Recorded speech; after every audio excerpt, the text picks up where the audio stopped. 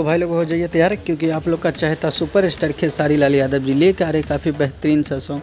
तो उसी सॉन्ग के बारे में बात करेंगे। तो गाइस वीडियो को एक लाइक और चैनल को सब्सक्राइब कर लीजिए। चलिए वीडियो में आगे बढ़ते। दोस्तों बता दूं, खेसारी लाल यादव जी का एक काफ़ी बेहतरीन सा सॉन्ग आ रहा है।